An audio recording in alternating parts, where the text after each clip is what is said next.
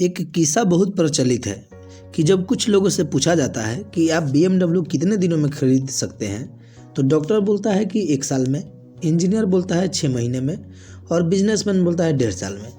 पर जब रतन टाटा जी से यह पूछा जाता है तब वे बोलते हैं मुझे 6 से 7 साल लग जाएंगे BMW लेने में। इस पर वो सवाल पूछता है कि आप इतना अमीर होते हुए भी 6 से 7 साल क्यों टाइम लेंगे। इस पर वे बोलते हैं कि BMW की कंपनी बड़ी है, इसलिए उसे खरीदने में टाइम लगेगा। यहाँ सब कोई BMW का मतलब कार ही सोच रहे थे, जबकि रतन टाटा जी ने कंपनी ही सोच डाली। यही होता है माइंडसेट। बात यह नहीं है कि यह किस्सा सच है या झूठ, पर यह हमें माइंडसेट को अच्छे से डिफाइन करती है। लेखिका जब यंग टीचर थी तब उन्होंने यह जानना चालू किया कि कोई क्यों बहुत सफल हो जाता है और कोई एवरेज बनकर क्यों रह जाता है। तभी उन्हें लोगों के बीच में 2 तरह के माइंडसेट होने के बारे में पता चला, एक फिक्स माइंडसेट और दूसरा ग्रोथ माइंडसेट। अब यहाँ हम लोग जानेंगे कि फिक्स माइंडसेट और ग्रोथ माइंडसेट क्या होता है। तो फिक्स माइंडसेट की कुछ पहचान है। ऐसे माइंडसेट वाले लोग खुद को साबित करना चाहते हैं ताकि उनको अटेंशन मिल पाए। ये समझते हैं कि टैलेंटेड लोग जन्म से ही पैदा होते हैं और वे अपने टैलेंट की मदद से सफल होते हैं। ये सोचते हैं कि किसी में टैलेंट हो तो वह बिना मेहनत के ही सफल हो जाएगा। इसका एक अच्छा सा एग्जाम्पल ले सकते हैं कि कोई किसान का बेटा है और उसमें टैलेंट है कि वह आगे दूसरे करियर में सफल हो सकता है, पर वह अपनी सोच के यानी माइंडसेट के चलते आगे नहीं बढ़ पाता है, ये सोचते हुए कि कहीं वह नहीं कर पाएगा। अब ग्रोथ माइंडसेट वाले को समझते हैं। ये लोग जानते हैं कि इस दुनिया में हर चीज़ मुमकिन है अगर हम करना चाहें तो। ये लोग टैलेंट को मात देकर अपने मेहनत से सफल हो जाते हैं। ये हमेशा अपने जनरेशन से आगे की सोचते हैं। अब नेक्स्ट पॉइंट देखते हैं, mindset in relationship and love. लेखिका बताती हैं कि किसी भी रिश्ते में 50% कंट्रोल आपके हाथों में होता है। लेखिका को लगता था कि उनकी माँ उनसे प्यार नहीं करती है, पर जब वह ग्रोथ माइंडसेट के बारे में जानी तब अपने माँ के लिए मन से सारी कड़वाहट निकाल दी और एक अच्छी बेटी की तरह पेश आने लगी और इस तरह से उनके बीच का रिश्ता फिर से मजबूत हो गया। फिक्स माइंडसेट वाले लोग अगर रिश्तों में कुछ गड़बड़ हो जाता है तो वो झुकना नहीं चाहते। उनको लगता है कि उनका ईगो हर्ट हो जाएगा, जिसके कारण रिश्ते टूट भी जाते हैं। ये अपनी सोच को ही सही मानकर कई रिश्तों को खराब भी कर लेते हैं। वहीं पर ग्रोथ माइंडसेट वाले लोग रिश्तों की अहमियत समझते हैं और अपनी विनम्रता से रिश्तों को बचा लेते हैं। नेक्स्ट पॉइंट देखते हैं, माइंडसेट इन बिजनेस। बिजनेस में ग्रोथ माइंडसेट होना बहुत ज़रूरी है। ऐसे लोग अगर बिजनेस लीड करते हैं तो हमेशा बिजनेस को आगे बढ़ाने में विश्वास रखते हैं। वे हमेशा कुछ नया करना चाहते हैं, वे सीखते रहते हैं। ग्रोथ माइंडसेट वाला बॉस अपने कर्मचारियों के साथ अच्छी तालमेल रखते हैं। वो खुद को प्रूफ नहीं इम्प्रूव करते हैं।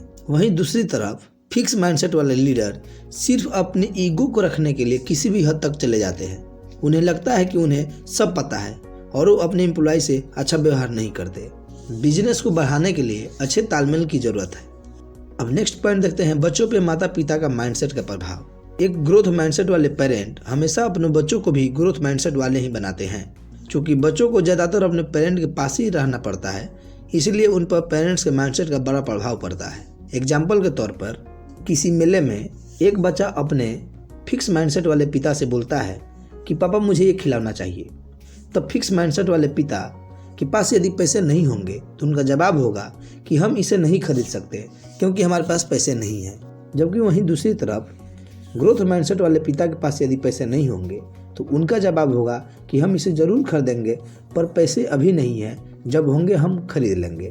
यहाँ फिक्स माइंडसेट वाले पिता का प्रभाव यह रहा कि बच्चे को लगने लगेगा कि वह उस खिलौने को खरीदने में असमर्थ है और जिससे वह बच्चा भी आगे चलकर पैसे इकट्ठा करने की नहीं सोचेगा। जबकि ग्रोथ माइंडसेट वाले पिता का बच्चा पैसा इकट्ठा करेगा ताकि वो खिलौना खरीद सके और इस तरह से वह पैसा कमाना भी सीख जाएगा। नेक्स्ट पॉइंट देखते हैं, बच्चों पे टीचर के माइंडसेट का प्रभाव। एग्जाम्पल के तौर पर क्लास में यदि टीचर पूछता है कि बताओ स्टूडेंट आप लोगों को क्या क्या बनना है, इस पर बैक बेंच से एक लड़का खड़ा होकर बोलता है कि मुझे IAS बनना है। तब फिक्स माइंडसेट वाला टीचर बोलता है कि तुम पीछे बैठते हो, तुम कैसे बन पाओगे IAS। और यहाँ से उस स्टूडेंट के मन में बैठ गया कि वो IAS नहीं बन पाएगा और इस तरह से उसकी भी फिक्स माइंडसेट हो गई। इस प्रकार हमने देखा कि टीचर का भी माइंडसेट का प्रभाव बच्चों पे पड़ता है, इसलिए टीचर को भी ग्रोथ माइंडसेट के तरह होना चाहिए। अब बात आती है कि ग्रोथ माइंडसेट को अपनाएं कैसे। तो ग्रोथ माइंडसेट कुछ कोशिश करके अपनाई जा सकती है।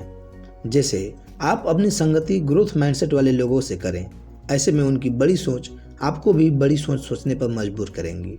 आप हमेशा कुछ सीखने की कोशिश कीजिए। आप हमेशा अपने पीढ़ी से आगे की सोचिए। आप कभी ये ध्यान न दें कि आप क्या थे और क्या हैं, बाकी अब आप क्या बनेंगे उस पर फोकस करें। आप नकारात्मक यानी कि फिक्स माइंडसेट वाले लोगों से दूर रहें। हमने डॉक्टर कैरोल एस ड्वेक की लिखी बुक माइंडसेट से कुछ बातों को जानने की कोशिश की है कि कैसे हमारा माइंडसेट हमारी सफलता को प्रभावित करता है। उम्मीद है यह वीडियो आपको पसंद आई होगी। आप एनर्जी हाउस चैनल को सब्सक्राइब कीजिए, वीडियो को लाइक और शेयर कीजिए और आप अपनी प्रतिक्रिया कमेंट सेक्शन में दे सकते हैं। धन्यवाद।